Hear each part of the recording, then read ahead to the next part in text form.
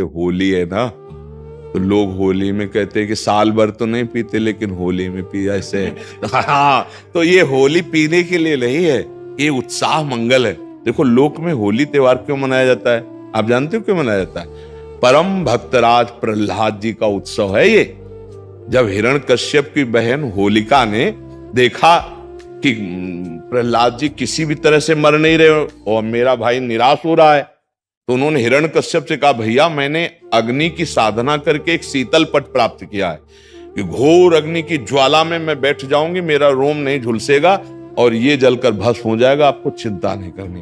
तो ढेर सारी लकड़ियों का एक पहाड़ बनाया गया और उसमें गुफा जैसे में प्रहलाद जी को लेके बैठ गई। वो अग्नि को सिद्ध की हुई थी, पीत जो वस्त्र था ऐसे ओढ़ ले तो अग्नि छुएगी नहीं और प्रहलाद जी भस्म हो जाएंगे, ऐसा पक्का इरादा। आग लगी तो ताकर दूत अनल जे सिरजा, जरा न सोते कारण गिरजा।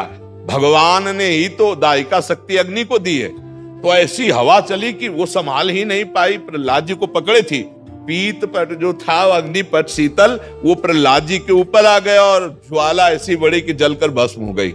होलिका जिसको प्रहलाद जी का बाल बांका ने, और सुबह जो कुछ प्रहलाद जी के पक्ष के भक्त थे कुछ दुष्ट भी थे, दोनों देखने के लिए कि देखें अब तो राख ही मिलेगी, तो वहां देखा सब राख था, प्रहलाद जी शांत भाव से नाम कीर्तन कर रहे हैं। तो सबने परिक्रमा की, आज भी की जाती है, होली की पूजा की और तिलक लगाया और वहीं कीर्तन किया। ये कीर्तन का उत्सव, आनंद उत्सव मनाया जाता है भक्त प्रहलाद। तो अब दुष्ट आनंद कैसे मनाएंगे? शराब पी के नाली में। और भक्त कैसे बनाएंगे? गुजिया रबड़ी रसगुल्ला खा करके खूब नाम कीर्तन पद कीर्तन और एक दूसरे को रंग लगाना, गले लगाना। और दुष्ट कैसे लगाते हैं? हाँ, दुष्ट लोग शराब पीते, नाली के और ऐसी गंदी गंदी चीजें नहीं, वो कोयला मुंह में लगा ऐसी होली नहीं खेलनी चाहिए। वो हिरण्यकश्यप के पक्ष के लोग होते हैं। हाँ, प्रहलाद जी के पक्ष के परस्पर लगा के चरण छू के एक दूसरे के घरों में जाते, पद गायन करते, होली के लिए करते। तो हमारी सबसे प्रार्थना है कि गंदी होली मत खेलना, कोई नशा मत करना, शराबाज, खूब अच्छे अच्छे पदार्थ बनाओ, खाओ पियो और एक दूसरे को रंग लगाओ, होली उत्सव मनाओ। लेकिन ऐसे गंदी बात, ऐसे गंदे लोगों का संग कि होली के पर्व पर हम सबसे प्रार्थना करते हैं कि कोई भी व्यसन किसी तरह का ना किया जाए। ये मांगलिक भक्त उत्सव है, भक्तराज प्रहलाद जी के उत्सव में हम ये होली का उत्सव मनाते हैं। इसका रहस्य है भक्तराज प्रहलाद का उत्सव। जैसे हम दीपावली मनाते हैं तो भगवान श्री राम जी विजय प्राप्त करके रावण से अयोध्या में आए, पधारे, तो दीपावली मनी ना। तो हमारे हर त्योहार का भगवान से संबंध है। भारतीय संस्कृति का जो त्योहार है वो भगवान से संबंध रखता है। तो भगवान से संबंधित त्योहार में मैं राक्षसों वाली बातें क्यों करे? ये राक्षसी बातें, शराब पीना, एक दूसरे को मारना पीटना, गाली, किसी भी एक नाम को पुकारा उसका बेड़ा पार हो गया। सब साक्षी हो इसके, हरि कृष्ण राधा, जो नाम चाहो पुकार के देखो। अभी एक बार कोई फर्क पड़ा? कोई फर्क नहीं पड़ा। नाम जपते जपते जपते जपते जब निर्विकार स्थिति हो गई, हृदय द्रवित हो गया, हित सो होए अति दीन, अति दैन्यता में, प्रेम में, आर्त भाव में पुकारा बस हो गया। उसी समय भगवान का हृदय में प्रादुर्भाव। इसी के लिए जन्म जन्म अभ्यास किया जाता है। कई जन्मों से जब भजन होता चला आता है और वासनाएं नष्ट हो जाती हैं, हृदय निर्वासनिक दैन्य प्रीति से भरा हुआ, तब जो नाम निकलता है वो बात अलग होती है। जैसे सियाराम हम भी बोले और सियाराम भरत जी भी बोलते थे, तो जब सियाराम बोलते थे पूरा चित्रकूट विकल हो जाता था, पत्थरों से भी रस द्रवित होने लगता था। हम भी राधा बोलते हैं और हरिवंश महाप्रभु भी राधा बोलते थे। हम भी कृष्ण बोलते हैं, चैतन्य महाप्रभु भी कृष्ण बोलते थे।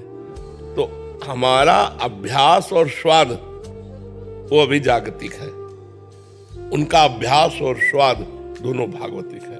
तो जब हमारा चिंतन भागवतिक भगवदाकार वृत्ति हो जाएगी, आर्त भाव होगा और दैन्य होगा, तो कोई एक नाम उच्चारण करो, उनके सब अनंत नाम है, अनंत नामों में कोई भी एक नाम उच्चारण करो, उसी से भगवत प्राप्ति हो जाएगी। समझे? अगर दैन्य और प्रेम नहीं है, आप कोई भी नाम कहते तो उच्चारण करवाओ किसी भी पापी पुरुष से, तत्काल उसके अंतःकरण की पवित्रता स्थित हो जानी चाहिए, चंचलता शांत हो जानी। कोई भी एक नाम हमें बताओ और किसी भी पुरुष को उच्चारण करवाओ और उसी समय तत्काल उसको पवित्र हो जाना चाहिए, नहीं होगा। क्यों? क्योंकि बार बार जो हमारे अंदर दुर्वासना मम सदा परिकर्षयन्ति, जो दुर्वासना है, उसीलिए कहा गया है सातु दीर्घ काल निरंतर सत्कार सेवितो दृढ़ भूमि। पातंजलि योग में जब दीर्घ काल तक निरंतर आदर सहित नाम जप किया जाए तब वो दृढ़ भूमि हो जाता है। दृढ़ भूमि मतलब रोम रोम उसका पुलकित होकर अश्रु प्रवाह करते हुए फिर राम राम राम, फिर राधा राधा राधा, फिर और गहरा भाव, फिर एकदम तन्मय होकर जब पुकारा राधा, अब काम बन गया। हाँ, अब काम बन गया, पूरे हृदय में डूब करके। तो अभी हमारा चंचल मन है, इंद्रियों के द्वारा विषयानंद है। अब नाम जप कर रहे हैं, साथ में रील चल रही, भूत चिंतन, भविष्य चिंतन, वर्तमान में भोगों की भोगने की इच्छा। देखिए, नाम चल रहा है और साइड में रील चल रही मन की, भूत का चिंतन, भविष्य का चिंतन, वर्तमान में भोगों की भोगने की इच्छा, इसको मिटाना होगा। ये जब रील मिट जाएगी और केवल नाम रह जाएगा तो एक नाम त्रैलोक हितारे, इतनी सामर्थ्य नाम में है। पर वो सामर्थ्य तभी आएगी जब बार बार जप करेंगे, बार बार अव्यावृत भजनात्, बार बार हम नाम को दोहराते रहें, जपते रहें, तो फिर हमारे हृदय की अज्ञान अविद्या वृत्ति जब नष्ट होगी तब जो नाम होगा वो फिर भगवान को आकर्षित करके प्रकाशित कर लेगा। डॉक्टर प्रहलाद सोनी जी, राम समंत नाथद्वारा से। महाराज जी, आपके चरणों में कोटि कोटि प्रणाम। महाराज जी, शिक्षक के रूप में कार्य करते हुए शिक्षक, प्रशिक्षक, शिक्षा में शोध कार्य इत्यादि का दायित्व निर्वहन करता हूँ। 22 महीनों से प्रत्यक्ष राधा केली को जाकर एवं प्रत्यक्ष रूप से ऐप, यूट्यूब, फेसबुक माध्यम से गुरुदेव आपके वचनों को सुनता हूँ, धारण करने का पूर्णतः प्रयास कर रहा हूँ और साधना में गतिशील भी हुआ हूँ। महाराज जी, जहाँ इष्ट के साथ गुरु का अभेद प्रतिपादन किया है, वहाँ सेवक जी महाराज जी ने गुरु के साथ इष्ट की अभिन्नता प्रतिपादित की है। परिणाम स्वरूप जहां अन्य मार्गों में इष्ट में गुरु का अंतर्भाव हो गया है, वहां शहीद धर्म में इष्ट का अंतर्भाव गुरु में हुआ है। वैसे एक ही बात है, भक्ति भक्त भगवंत गुरु चतुर नाम बपु एक। भक्ति और भक्त और भगवान और गुरु, ये कहने को चार नाम है, ये एक ही तत्व है। इष्ट ही गुरु रूप में आता है। जो गुरु रूप में आता है, आप बताओ हित हरिवंश महाप्रभु कौन है? हित है ना, हित माने प्रेम, प्रेम ही इष्ट है। तो प्रेम के खिलौना दो खेलत है प्रेम खेल, प्रियालाल प्रेम के ही तो स्वरूप है, श्यामा श्याम प्रेम के ही स्वरूप है, वृंदावन प्रेम का ही स्वरूप है। संपूर्ण जितना वृंदावन नित्य विहार खगमृग पशु पंछी लता वृक्ष जब सब ये प्रेम में है। वही प्रेम अपना परिचय देने के लिए गुरु रूप में उतार ले रहा है कि नहीं ले रहा है? अब उसी गुरु को जब सेवक जी देख रहे हैं कि मेरे गुरु ही हा हरि है, राधा है, वा वृंदावन है, सा सहचरी है, मेरे हरिवंश महाप्रभु ही वृंदावन है, वृंदावन में विराजमान सहचरियों के मध्य में श्यामा श्याम है। तो अंतर क्या रहा? केवल उसे भेद करके प्रवीणता पूर्वक वर्णन किया जाता है। समस्त संप्रदायों ने इष्ट को गुरु रूप में देखा है। तो आप यहां बताओ, क्या इष्ट नहीं आया गुरु रूप में? आप विचार करो। अब हम इधर से देखते हैं, वर्णन करना शुरू करते हैं कि मेरे गुरुदेव ही आचार्य हरिवंश महाप्रभु है, आचार्य ही प्रिया प्रीतम है, कोई अंतर नहीं। तो कोई अंतर लगा क्या? क्या अंतर? हमको इसको बता दो केवल कि ये अंतर हुआ। अंतर क्या हुआ? जो महान पुरुष अपने गुरुदेव में प्रिया प्रीतम को देख रहे हैं, सिया राम को देख रहे हैं, माना कि साक्षात सिया राम बैठे, तो हम क्या देख रहे हैं? हम भी तो वही देख रहे हैं। तो इधर से देखो या इधर से देखो, बात तो एक ही है ना। केवल श्रेष्ठता प्रतिपादन के लिए इस शब्द को कहा गया। नहीं, मुझे अंतर बताओ। मैं आपको देख रहा हूं कि मेरे प्रिया प्रीतम इस रूप में आए हैं और ये देख रहे हैं कि यही साक्षात प्रिया प्रीतम है। तो अंतर क्या है? एक ही परमात्मा विविध आचार्य गुरु रूपों में अपनी महिमा को बताने के लिए प्रकाशित हुआ है। एक ही परमात्मा। देखो सेवक जी महाराज सिद्धांत वर्णन, आत्मा हरिवंश प्रगट परमानंद श्री हरिवंश प्रमाण मनम। शुद्ध ज्ञान की बात। हरिवंश चंद्र जो कौन है? हमारी आत्मा है। श्री हरिवंश विदित विधि वेदम, श्री हरिवंश जो तत्व भेदम, श्री हरिवंश प्रकाशित जोगम, बिना सिद्धांत के कोई भी बात किसी की भी नहीं मानी जाती। सेवक जी ने कहा हरिवंश क्या है? बोले श्री हरिवंश विदित विधि वेदम। वेद जिसको बता रहे, क्या वेद बता रहे? रसो वैशाह रसम ह्रम लब्ध्वानंदी भवत। वो परमात्मा कैसा है? बोले रस स्वरूप है। तो रसमय हरिवंश परम परमाक्षर वेद प्रमाणित।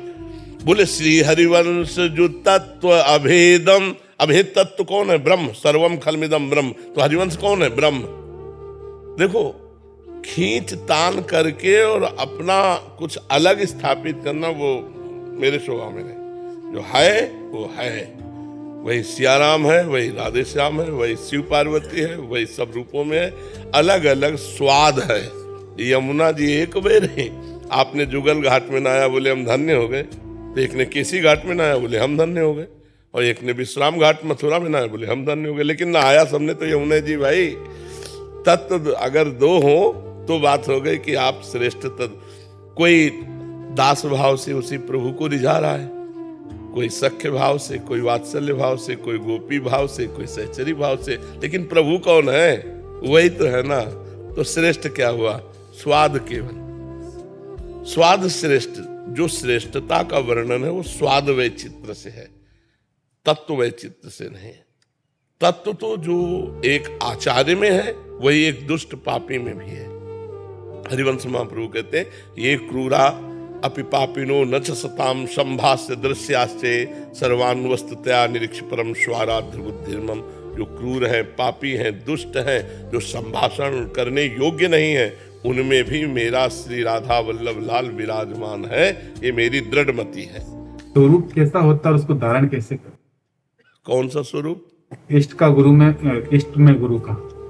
जब तक अपने गुरुदेव के चरणों में ऐसी आसक्ति ना हो जाए कि आपको अपना विस्मरण हो जाए, तब तक तो ऐसा नहीं अनुभव होता। जब अपना विसरी देह तपहि मनु लागा। जब देह की सुधि, पांचों भूले देह सुधि, प्रथम भाव तन अप बदल करे बपूजू अलंकृत, व्यासवन प्रसाद देह मानसी गढ़े चित। जब चतुरासी जी के गायन में और निज मंत्र के जप में इतनी तन्मयता हो जाए कि शरीर शुद्ध छूट गई, तो वही गुरु पूरा वैभव प्रकाशित हो जाएगा वृंदावन का। थे थे बचन मिथुन मुख निसरत, सुनि सुनि देह दशा किन भूलो। ये प्रियालाल के रस लीला का गायन करते करते ऐसी तन्मयता हो जाए, कभी 1 मिनट शरीर को भूल जाओ। 1 मिनट नींद के अलावा। नींद में तो सब कोई देहातीत रहता है लेकिन जागृत अवस्था में देहातीत अवस्था 1 मिनट, तब बात बने। गुरु का स्वरूप और आपके स्वरूप में इतना अंतर नहीं है। आत्मा एक ही है। लाख घड़े हैं, लेकिन उनमें जो प्रतिबिंब पड़ रहा है वो घड़े के अनुसार बड़ा छोटा दिखाई दे रहा है, लेकिन वो एक ही सूर्य का है। तो ये चींटी में और हाथी में एक ही आत्मा है। घड़े के अनुसार प्रतिबिंब बड़ा छोटा दिखाई देता है, लेकिन आत्म तत्व तो एक ही है। वही परमात्मा है। एक बात समझ लो, वही एक है। एको ब्रह्म द्वितीयो नास्ति। वही तुम्हारा भी स्वरूप है। सेवक महम, सेवक का जो स्वरूप है वो अहम है, मैं। वही सेवक का स्वरूप है। हमारा आपका स्वरूप क्या है? जो सेवक जी का स्वरूप है। सेवक जी का स्वरूप क्या है? जो हितजू का स्वरूप है। और हितजू का स्वरूप क्या है? प्रिया प्रीतम वृंदावन सहचरी सब खेलुली का है। जब बहुत सुलझे हुए दिमाग से देखो तो अब सबसे बड़ी समस्या है देह भान। इसको मिटाना होगा, देहाभिमान को मिटाना होगा। तो गुरुदेव की सेवा, गुरुदेव के द्वारा बताई हुई उपासना, निरंतर नाम जप, इससे सब ठीक हो जाएगा। गुरु उपासना में रत रहे और चिंता छोड़ दे और चिंतन करना लगे। कब मुझे स्थिति प्राप्त होगी? कभी ना प्राप्त हो। मुझे वर्तमान देखना है कि प्रिया प्रीतम के चिंतन में जा रहा है कि नहीं। जो हितजू ने आदेश किया है श्याम श्यामापद कमल संगी से रनायो, तो रसिकों की चरण रज रसिकों का संग और उनकी बताई हुई उपासना का रंग अपने आप रसिक बना देगा। और रसिक बन गया तो प्रियालाल भी रसिक है। प्रियालाल भी रसिक है। प्रियाजू जैसी हरिवंश रसिक रस जुवती, प्रियाजू भी रसिक है। और अधर अरुण तेरे कैसे दुराऊं, इस पद के आखिरी में जैसे हरिवंश रसिक नौ रंग पिया, लालजू भी रसिक है। रसिक रसिक रसिक, पहले रसिक की शरण और फिर रसिक, और जब रसिक तो पूरा रस समुद्र आ गया हृदय में। और ये सब देते हैं वही। अपना बस कुछ नहीं, अपना बस है जो उनकी कृपा से हम हरिवंश कृपा हरिवंश कहें, हरिवंश कहें, हरिवंश लाए, हरिवंश सुलाभ सदा तिनके।